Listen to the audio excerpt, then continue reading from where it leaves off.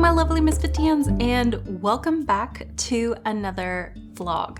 So for today, I thought I would share my journey with you of painting a watercolor moon and specifically exploring watercolor textures through that illustration. So for those of you who don't know, I have been kind of taking on this challenge every single month of attempting to do one watercolor topic, and I've actually been asking all of you to help me decide what type of topics that I should paint. And for this month, as all of y'all requested, I have for the month of November been painting a watercolor moon. And if you would like to join in basically on this watercolor challenge with me, make sure to use the hashtag on Instagram, watercolor misfit challenge, and tag me there so that I can see you and share your paintings with everyone in the vlogs. I noticed on Instagram there weren't any moon paintings this particular week, but it has been kind of a weird, wonky beginning of the month. So I'm actually going to extend this challenge through November and even into December if you would like to join in. But that being said, for the month of November, I wanted to not just paint a watercolor moon, but really get out of my comfort zone and work on some watercolor textures. So that is what I am going to be doing and sharing with all of you today. The very first watercolor texture that I wanted to talk about with all of you and share with you is salt as a texture. It's a very common texture that a lot of watercolorists use, and depending on how wet basically your paper is will also depend how much of that texture will shine and show through. Another texture that I absolutely love doing is splatter texture, and this is also another beginner texture. You have probably seen this a million times, so let's quickly just go over some different splatter techniques that you can do in watercolor illustrations to kind of loosen things up. One splatter technique is using a toothbrush, basically just rubbing your thumb over the bristles of the toothbrush that already has loaded paint in it.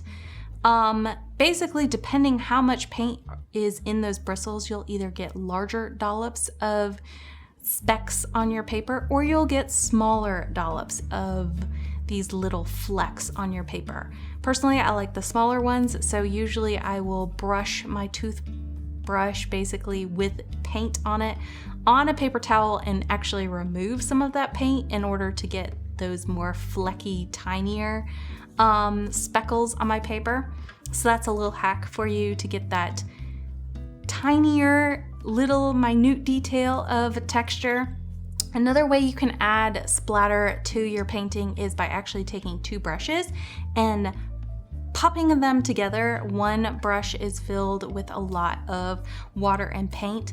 This will create chaotic splatters on your paper and kind of splotches, which then can go into our next texture, which is basically making drips and also kind of droplets scattering everywhere. And the way you can do this is by taking a paper straw and just blowing slightly and moving those droplets around with air.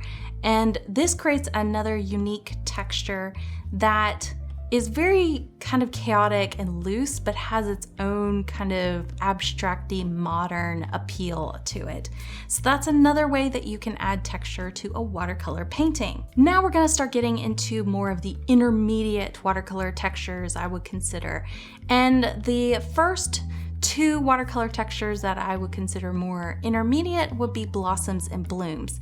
You have to be really careful when you're doing these because you can actually add too much water to your paper and actually ruin your paper, especially if you're using a lighter weight paper. That's the reason why I consider these more intermediate, but just play around with them on scrap pieces of paper before you commit to it in an illustration.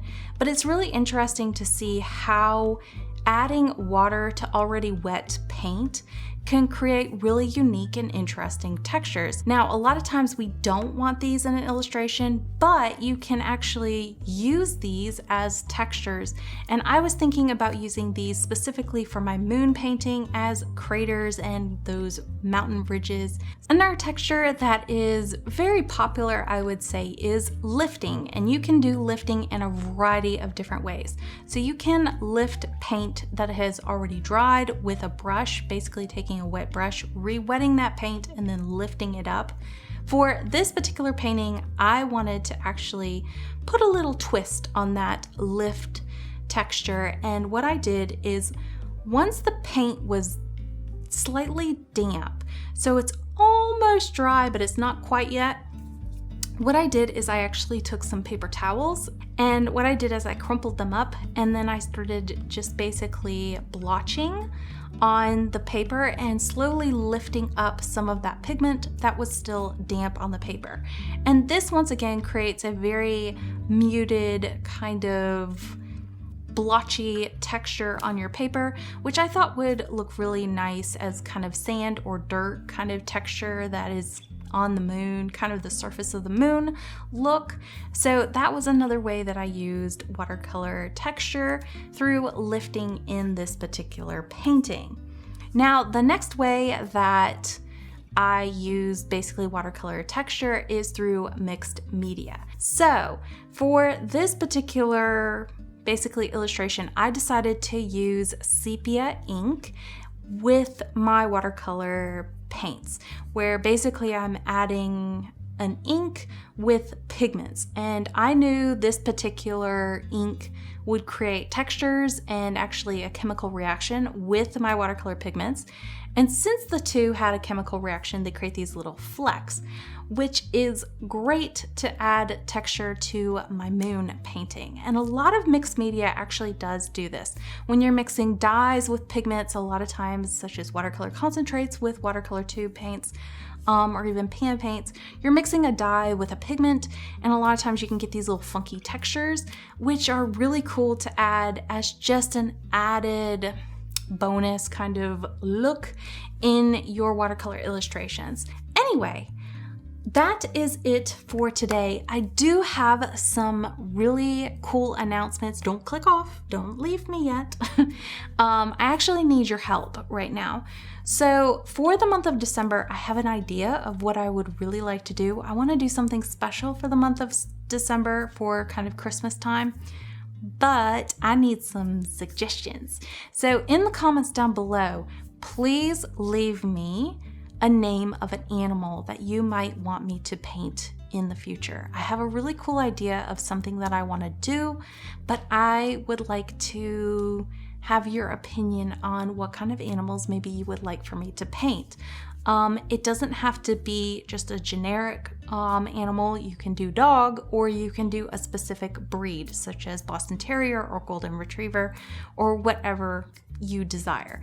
I am going to be taking a list of those to help me make decisions in the future for that particular project that I'm thinking about doing. So please do that down below. And then the next thing that I really need you to do is, first off, like this video, subscribe if you have not done so, and also share this video with friends so that they can get involved with the watercolor challenge, or even with giving their favorite animal in the comments down below. And then finally, I need y'all to tune in next week because I have a very big announcement. And I'm super excited about it. And I have been waiting to share this news with y'all for about 4.5 years. So anyway, lots of love, y'all. I will see you next week, and have a wonderful day. Bye.